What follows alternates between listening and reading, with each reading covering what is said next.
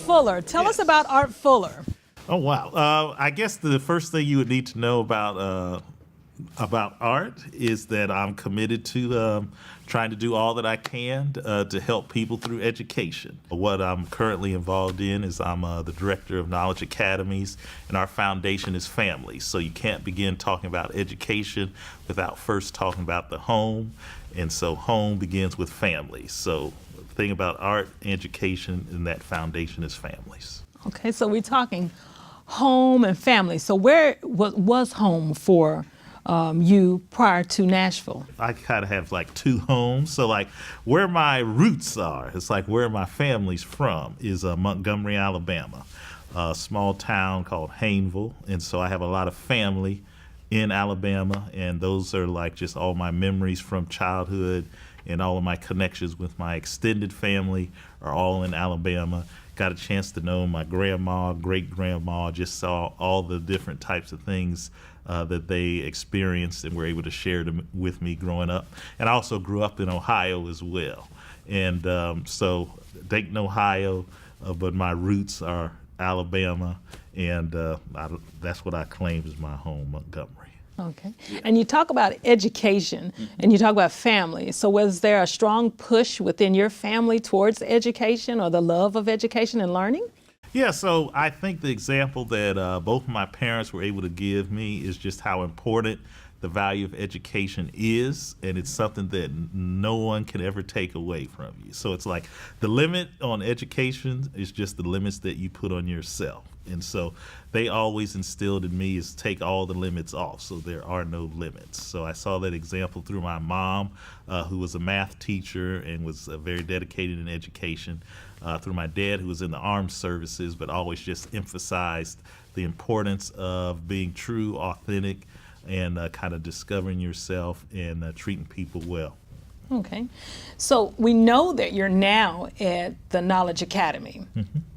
So how did you get to the Knowledge Academy? How did you get from where you were to education to the Knowledge Academy? Yeah, so that story actually starts in Montgomery, Alabama. And the story I like to share is when I was a kid growing up, living in Dayton, Ohio, we used to take all these. We used to always take trips, summer trips to Alabama. And the thing that I can remember when I was a kid, when I was going down to Alabama, I used to have about a half a dozen or so male cousins, and we used to all go around. Every time we'd go and play throughout the summer, all kind of the games that kids play football, tag, and all that stuff. Mm-hmm. And unfortunately, as I grew up and got older and older, when I would take my trips down to Alabama, the number of those same male cousins that I used to hang out with, unfortunately, when I started going back, they were in trouble in different sorts. There weren't as many around. Unfortunately, some of them had run into the law. And so my initial journeys to Alabama, which were filled with all these positives, as I got older, they used to be filled with all these negatives, because when I used to go back, I was like, wow, that's that same guy that I used to run around and play tag with. And so within that, it just kind of instilled in me just the power of education, the power of trying to do all we can to make sure that all of our kids see that there are better options and things out there for them. So that's kind of like the passion that drives me. I don't want more adults to kind of get in the same situation that I'm in when you're going back home and you're seeing people not taking advantage of what education has to offer. And so that's why I enjoy what I'm doing so much now, because it's just kind of something that's in my bones, and you can kind of see the impact of that. From there, when I was at college, majored in neuroscience and behavior. And so even though I was a neuroscience and behavior major, most people that met me thought I was actually a jazz musician. So I would study books during the day, and at night I would play jazz drums, play the piano, and all those different types of things. And that led to me actually tutoring students while I was on the college university. And so even though I went to the university to be a pre-med major, I kind of got the mentoring or the tutoring bug that stuck with me, and it's been with me for the past 20 years or so, just seeing the power that one person can have on an individual and having that positive impact. And so from deciding that I was going to go just to be a classroom teacher, have been involved at the district level, state level, but ultimately wanted to get back to kids and families. You talk about district level and different levels in education. So how do you go from the typical or standard public school to a charter school? Right. So I think the thing that's important to talk about is so what is a charter school, right? Mm-hmm. So a charter school in Tennessee is just a regular public school run by a nonprofit organization. Right. And so I was always committed to serving students that were in public schools. At the district level, I got a chance to work with a lot of schools that were in this Antioch region and both the elementary and middle school level. Then when I was at the district, more worked on technology training for teachers and also kind of education policy items at the district level. And then when I was at the Tennessee State Board of Education, actually worked it with elected officials for about 6 years as they were thinking about what are the different ways we can improve education laws and education policy to try to help schools. And I think it was when I was at the state where I said, hey, we're making all these policies and things like that.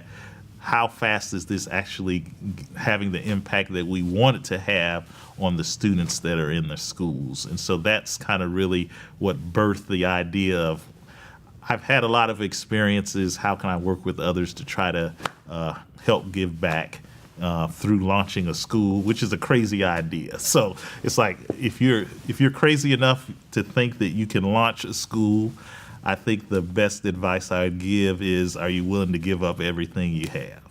And if your answer to that is if you hesitate, then you're not ready, because that literally is what it takes to launch a school. You got to be willing to give up everything. So in that whole process of giving up everything in the 6 years now, yeah, Knowledge Academy has been in existence, what have you gained? The number one thing is just saying, so right now at our school, we have high schoolers that have like their brother and their little sister. And so you're seeing a whole generation of families that you're able to impact. The other things is we're able to see just from the people that we've been able to work with throughout the 6 years, just seeing how their growth and development just as a leader and trying to help other peoples and families, how that's worked. And just all of the connections that Knowledge Academies has been able to make with other businesses, other community partners, and just seeing how much goodwill is out there to try to help other people. So we've run into so many business partners that they're saying, hey, what can I do to try to help the students at Knowledge Academies? And so we've seen a lot of just people able to give back to a focused effort. So when we talk about education, we often know that it's holistic. Yes. So tell me more about how Knowledge Academy brings in a holistic approach to not just academics, but the other things that make a person whole. Yes, and so like our mission is really to prepare students for a successful life, and life is filled with choices. They're either good or bad. And so if you're thinking about the mission of the school, that's a lot more than just academics. So as a school, we're open literally from about 6:30 a.m. to 6:30 p.m. every day, and we have programs and opportunities running throughout the whole day.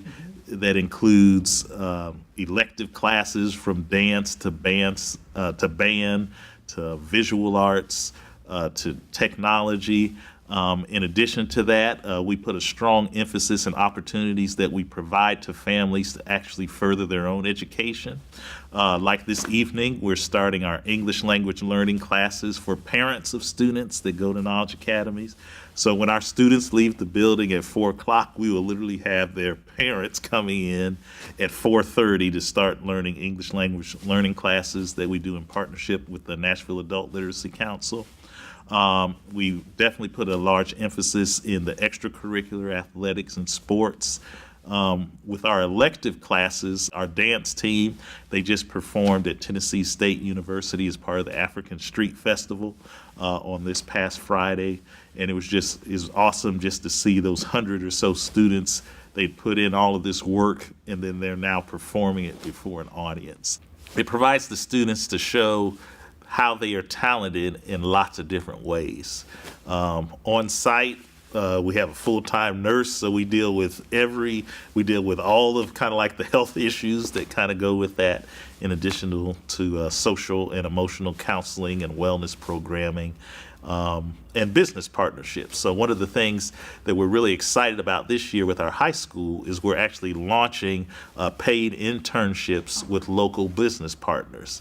And so that's, again, developing the whole person, getting our teens and our adolescents to see when you're really talented at something and you put in that dedicated hard work, that can have an impact and an impression on others. We know that Knowledge Academy is based in Antioch, Tennessee, but it's part of this larger region, and it's part of this Nashville that's the IT city, this Middle Tennessee, this IT city, Nashville. How does Knowledge Academy better this city? Yeah, so I think a perfect example is if you drive up to our facility. If you're driven up to our facility, let's say 4 years ago, it was literally just a vacant, abandoned lot with empty buildings, and it was not being used. And so when you drive up there, it's now we've taken a vacant facility, and we have kind of transformed it into a vibrant educational space that's used, almost 12 hours a day, every day. Right now, we educate over 800 students along with their families a day, and we're continuing to kind of grow that. So I think if just from your visual presence, if you just drove by, you can kind of see the economic impact of that. And we've just been fortunate to be a part of the kind of revitalization effort that's been occurring here in the Antioch area with the business partners and things around. Another thing I'll say is, so like we've recently added kind of like the HCA TriStar Center. So we were actually in that building for 2 years before HCA kind of looked at that building again. So we've been in unique parts just as like that development process is taking place. And as we talk about Nashville being an IT city, it's also very diverse. Yes. It's becoming even more so. Talk about the diversity at Knowledge Academy. Yes, so we easily have over a dozen different languages, and we embrace that. Every month, we try to recognize and celebrate the different culture and the different heritage that we have going on within our school. Like the month that we're in now is Hispanic Heritage Month. And so one of the things that we are doing that's just coming up this week is we're holding basically a pageant or celebration for the 15th birthday. I think it's called Quinceañera. And it's our first time that we've done that as a school. And just because of the interest that we've had from the community, the local Spanish radio station is actually going to be broadcasting at our event coming up, just showing how we're celebrating the Hispanic heritage and the Hispanic culture. So we've tried to embed that into just our high school experience, because we have about a little over a half dozen or so young ladies of Hispanic heritage that will be celebrating that milestone. They're going to get escorted down the aisle by a distinguished gentleman who's also 15. They were tailored for the first time. So if you were here last week, you would have seen some of our gentlemen getting tailored for their tuxedos. And we've even had some business partners step up to kind of sponsor those tuxedos. So we really try to make our celebration of culture just a continuous part of what we do throughout the whole year. Awesome. It really sounds like an amazing place to be. If I was in Nashville, if I was interested in having my student attend your school, or if I was a student interested in attending your school, how would I find out more about Knowledge Academy and how to participate in becoming a student there? Yeah, and so we have two main ways. So a lot of people find out by word of mouth, because it's like, hey, they know a neighbor, their friend, and we always welcome people to come and stop by our facility. So that's the easiest way.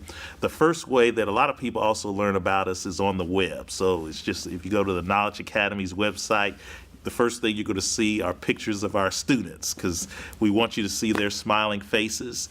And we know that what you see on the web when you get to the school is that what you see on the web is just a small sample of just all of the different types of things that we have going on to support our students.